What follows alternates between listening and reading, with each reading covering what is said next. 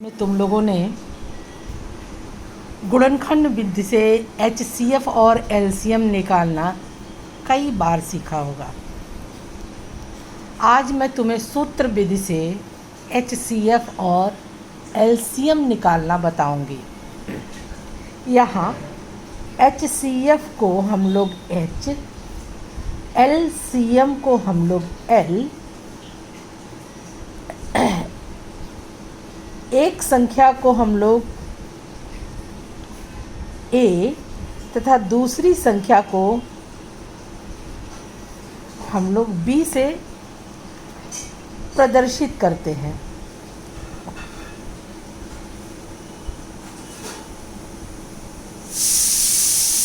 सूत्र क्या होता है?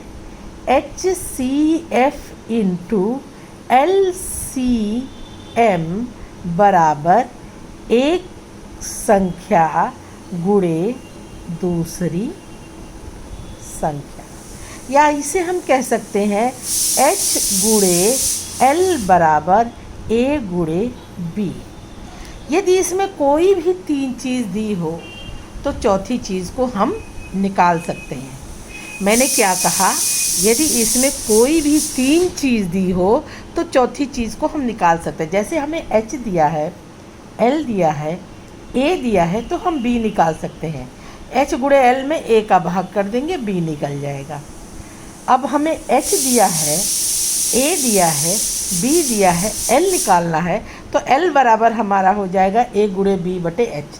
जैसे हम यहाँ पे कह सकते हैं H बराबर A गुणे B बटे L भी लिख सकते हैं,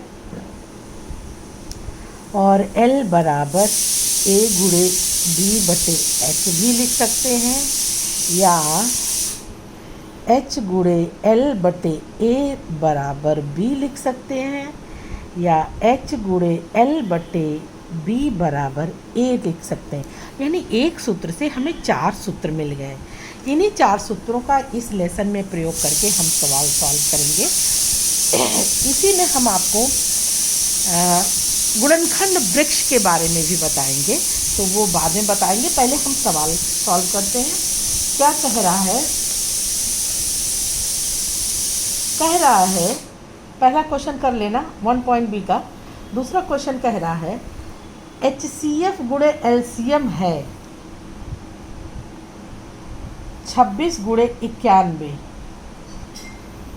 दो पूर्णांकों के निम्नलिखित युग्म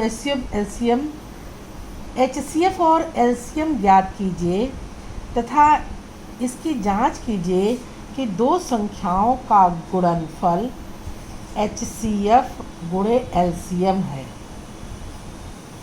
ठीक है,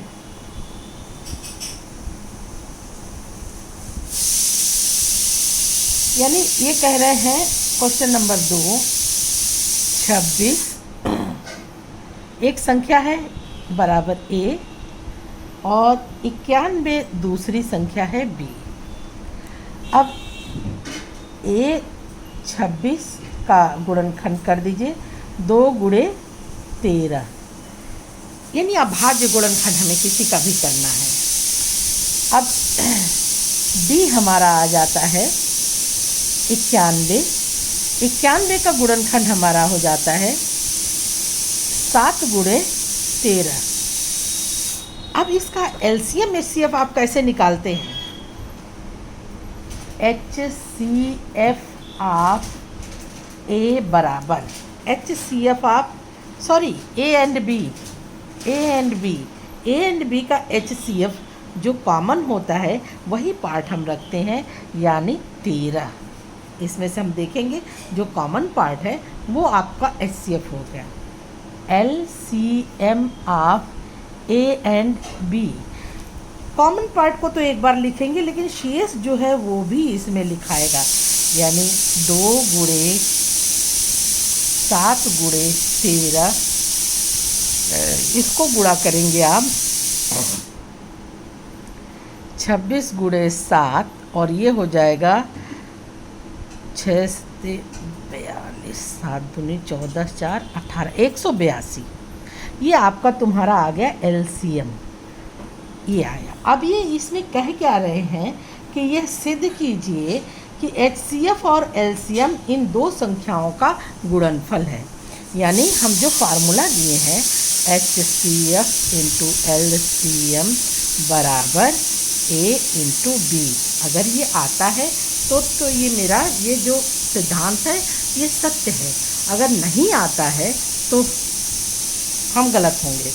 तो HCF आपका तुम्हारा निकला है 13, LCM निकला है 182, संख्या A बराबर है 26 और संख्या B बराबर है 91। रफ वर्क करते हैं। रफ आप लोग सामने किया करिए। 182 को 13 से गुणा करते हैं, 3 2 जा 6, 3 8 जा 24 का 4, 3 1 जा 3 2 5, 1 3 जा 1 2 जा 2, 1 8 जा 8 एंड 1 1 जा 1। यानी ये हो गया 6, 4 + 2 = 6, 8 + 5 = 13 एंड 1 + 1 = 2। ये हमारा आंसर आया 2 3 6 6। अब 26 × 29 91 का गुणा करना है। 26 × 91 यानी 91 में हम 26 का गुणा करेंगे। 6 1 जा 6, 6 9 जा 54 और 2 1 जा 2, 2 9 जा 18। यही देखो ये आ गया, ये आ गया, ये हो गया 6 6 2, यानी ये बराबर हो जाएगा 2 3 6 6। जो हमारा इधर आया ये इधर है, इसलिए ये संबंध सत्य है। ये मैंने 2 का आपको बताया। क्वेश्चन नंबर 2 कैसे हल करते हैं। अब अभाज्य गुणनखंड जो है वो आप अभाज्य करके तीसरे का आप HCF LCM निकालिएगा, वो तो आपको पता है। एक चीज़ हम और बताने जा रहे हैं, गुणनखंड वृक्ष। गुणनखंड वृक्ष यदि 2 5 2 0 कोई संख्या है तो इसका गुणनखंड वृक्ष हम कैसे बना सकते हैं। क्योंकि ये छोटा पड़ेगा इसलिए हम थोड़ा ऊपर वाले पेज से लेते हैं। यहाँ ले देते हैं 2 5 2 0। ठीक है, आपको देखने से लग रहा है कि ये 2 से डिवाइड होगा। जो डिवाइड वाली चीज़ है भाग वाली वो इधर रखते हैं और डिवाइड होने के बाद जो संख्या आती है वो यहाँ रखते हैं। तो ये संख्या हो जाएगी 2 1 जा 2, 2 2 जा 4 और 2 6 जा 12। फिर ये 2 से डिवाइड होगा। यानी इन दोनों चीज़ का गुणनफल इसके बराबर होना चाहिए और इस संख्या को इस संख्या से भाग देंगे तो ये आना चाहिए। ये संबंध समझ लीजिए तीनों संख्याओं में, इस संख्या और इस संख्या का गुणनफल ये होगा ऊपर वाली, और ऊपर वाली संख्या में यदि इस संख्या से हम भाग देंगे तो ये आना चाहिए, क्योंकि इस पर आपसे क्वेश्चन आगे पूछे जाएंगे। अब ये भी हमारा 2 से बढ़ जाएगा। ये हम सब अभाज्य गुणनखंड निकाल रहे हैं। फिर यहाँ आ जाएगा 2 6 जा 12, 2 3 जा 6, 2 0 0। फिर ये 2 से डिवाइड होगा। फिर यहाँ 2 लिखिए, यहाँ हो जाएगा 2 3 जा 6 एंड 2 1 जा 2, 2 5 जा। अब ये देख रहे हो कि ये 2 से नहीं डिवाइड होगा, हमें लग रहा है 5 या 3 से डिवाइड होगा। तो हम क्रम से डिवाइड करते हैं, पहले 3 से डिवाइड करके देखते हैं हो रहा है या नहीं। 3 1 जा 3, 0 3 5 जहाँ 3 से हो रहा है तो ये हो जाएगा 3 1 जा 3। 2 संख्या बच रही है, 0 करेंगे, 3 5 जा, फिर ये 3 से डिवाइड हो रही है, ये हो जाए। देखो ये वृक्ष की तरह जा रहा है। 3 3 जा 9 एंड 3 5 जा 35। फिर ये 3 से डिवाइड होगा, नो ये 3 से नहीं डिवाइड होगा। अब ये डिवाइड होगा 5 से, 5 7 जा 35 एंड ये 7 डिवाइड होगा और हम इसको यहीं पर छोड़ देंगे। यानी कि 5 और 7 का मल्टीप्लाई 35। अब हमारा इसका अभाज्य गुणनखंड आया क्या 2520 का? ये आया 2 गुणे 2 गुणे 2 गुणे 3 गुणे 3 गुणे 5 एंड गुणे 7। यदि ये हम गुणा कर देंगे तो हमें ये मान मिल जाना चाहिए। ठीक है, इसको आप इस तरह से भी लिख सकते हैं 2 की पावर 3 इंटू 3 की पावर 2, यहाँ पे देखो गुणा छूट गया है, इंटू 5 इंटू 7। ये हमारा अभाज्य गुणनखंड या गुणनखंड वृक्ष हुआ इसका। अब हम यदि